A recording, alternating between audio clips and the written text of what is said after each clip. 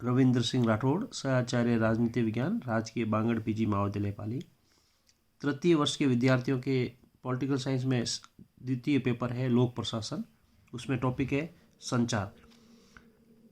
तो संचार के बारे में आज अपन बात करेंगे, उसके अंग एवं विशेषताएं क्या है।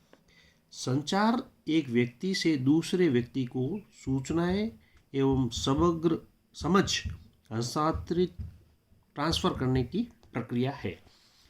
संचार प्रक्रिया के अंगों के बारे में हम बात करेंगे। तो पहले आता है इसमें संवाददाता, कम्युनिकेटर। सबसे पहले संचार प्रक्रिया का श्री गणेश करता है। संवाद, संचार प्रक्रिया का दूसरा महत्वपूर्ण अंग संवाद है। संवाद अर्थात क्या करना है की तैयारी संवाददाता ही करता है। यह संवाद आदेश, निर्देश, सुझाव, शिकायत, प्रशंसा, प्रतिवेदन आदि के रूप में हो सकते हैं। तीसरा इसका अंग है माध्यम। माध्यम संचार प्रक्रिया का तीसरा अंग है। सामान्यतः संचार को पहुंचने के लिए लिखित, मौखिक, सांकेतिक तथा दृश्य माध्यमों को अपनाया जाता है, परंतु इनमें कौन सा माध्यम श्रेष्ठ होगा यह संवाद की प्रकृति, संवाद प्राप्तकर्ता की अभिरुचि आदि बातों पर भी निर्भर करती है।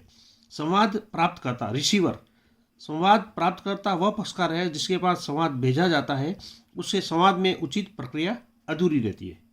इसके अभाव में उचित संचार प्रक्रिया अधूरी रहती है। प्रतिक्रिया, रिएक्शन। प्रतिक्रिया संचार प्रक्रिया का सबसे महत्वपूर्ण अंग है, क्योंकि यदि संवाद प्राप्तकर्ता के निर्देशानुसार कार्य न करे तो संचार प्रभावहीन समझा जाएगा। अब इसकी विशेषताओं के बारे में अपन जब बात करेंगे तो इसकी मुख्य विशेषताओं में है संचार। प्रथम, संचार का उद्देश्य स्पष्ट होना चाहिए। यह संदेश भेजने वाले तथा उसे प्राप्त करने वाले दोनों की समझ में साफ साफ आना चाहिए। संदेश की भाषा, द्वितीय है संदेश की भाषा बोधगम्य, सरल व आसानी से समझ में आने वाली होनी चाहिए। तीसरा है प्रभावी संचार। संदेशों को एक निरंतर श्रृंखला होती है। बाद में भेजे जाने वाले संदेश बराबर पहले भेजे गए संदेश से जुड़े रहते हैं। चतुर्थ है एक मार्गीय संचार की तुलना में द्विमार्गीय संचार श्रेष्ठ होता है।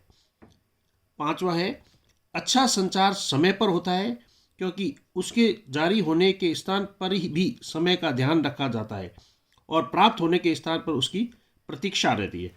और अंत में है छठा पॉइंट उसकी विशेषताओं का संचार की।